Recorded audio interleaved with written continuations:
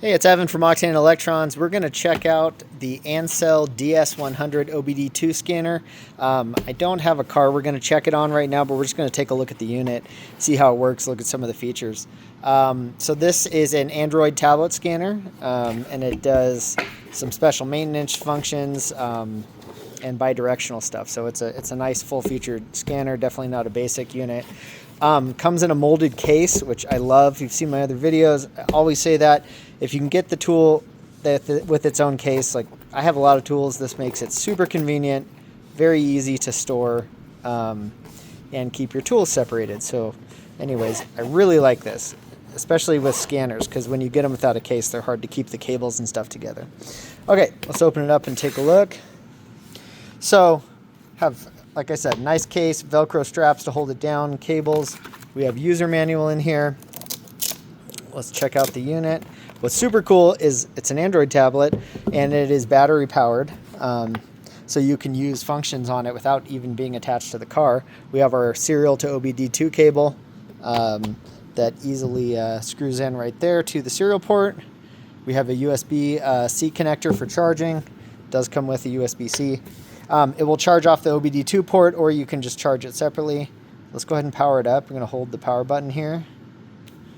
Okay, and it'll start up.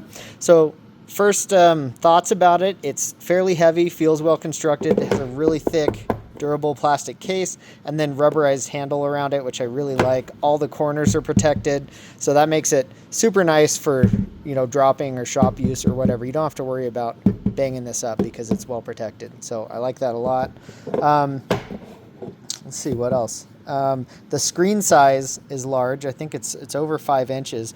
Really large, bright screen, so that makes it really nice and easy to see, even in a dark shop or bright sunlight. So pretty cool. Okay, so let's take a look at it real quick. So here's the main menu. You can see really easy, really obvious, nothing really to learn here. It's all super intuitive. Over here, when we're plugged into the car, it will show battery voltage of the vehicle. It'll show your Wi-Fi connection, and internal battery and time. So all pretty nice functions. If you swipe down, just like an Android phone, you'll see your brightness control, which is nice. Lower brightness, you'll get longer battery life. And you can do a drop down and select your Wi-Fi network to connect to. I'm not going to do it right now, but you can easily connect your Wi-Fi, turn it on and off from there, and then you have screen, rotation and recording screenshot buttons there. So you can easily take a shot of something if you need to send it to a shop or something. That'd be super useful. Let's check out our menus here. Settings, we have app update. If you're connected to Wi-Fi, you'll be able to update the app. I've already done that on this unit. And all your customer information. You can also log into your AutoAuth account if you have a Jeep Chrysler vehicle. That's their security gateway. I don't have an account for it, but it's nice that that's built in. So you can do bidirectional or full system control. You can see we can clear data, clear all the software, diagnostic stuff, restore factory settings, everything if there was a problem with the unit, and then brightness control, photo album, all this kind of stuff. So don't really need to mess with any of those settings there, but pretty easy to use. Update, since I'm not connected to Wi-Fi, it's not going to see any, but I've already updated everything. The update screen, if there's any available, it's free updates. It'll connect to their system, give you a whole list of them. This is where you will update all the diagnostic software. So you can see I've already done it. All the special maintenance and every vehicle I've already updated. And it does take a while, so make sure you connect to Wi-Fi and update it before you're going to need to use it. And if there's a system update, like a software update, it's going to prompt you for it, or you can do it from the settings menu. Feedback, so we can see information on different vehicles that it works with, and we can do feedback to the manufacturer, to ANCEL, if we need, if we have a problem.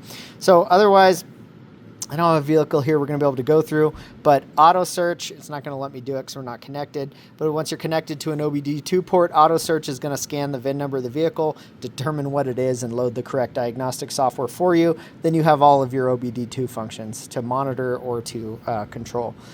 Diagnose is kind of gets you to the same place, but a different way. It lets you manually select the vehicle. So sometimes, I've never had it not work, but if you couldn't auto detect the vehicle, you can select your vehicle manually. Again, you have to be connected to the vehicle to do it, but you can get there yourself. OBD2 will take you to the basic set of OBD2 functions and emissions readiness monitors that kind of any basic tool would have. Here's all your special maintenance features. So it's got all the common stuff: ABS, brake pad, gear learning, steering angle, battery matching, electronic throttle, and oil life reset. All pretty useful stuff. A lot of newer cars support all that. File will let you look. You can see I've connected it to a few cars here. So you can look at the different reports that I might have generated. Let's see. I don't know if I actually generated and saved one or not. I guess not. Okay, but you can see the history of cars you've connected to. Yeah, I don't have any saved. Console, you can look up OBD2 fault codes. I don't know, see if I remember. Isn't P0012? Oh, you got to be connected to the internet. So it's going to do an internet lookup and let you look up codes. Oh, there, it does have some of the info saved. So it does have an onboard library that doesn't require internet connection. Right on. Okay, pretty cool. And you can do a Google search and see what the internet comes up with. Vehicle coverage list. Again, need the internet. Learning, we need internet for their resources, and user manual. So this thing's way more useful when you're connected to Wi-Fi, but I don't have it connected right now. And then notes also, or service button will let you get service for the unit. Again, connect to Wi-Fi. So really easy to use, great bright screen, all touch screen. You don't need to be an expert. It's super simple and easy to use. This is the ANCEL DS100. And again, overall, really nice compact unit, great case. I hope you like it. I'd recommend this one. It's pretty sweet, and it's one I've been leaving in my car. All right, take care. See ya.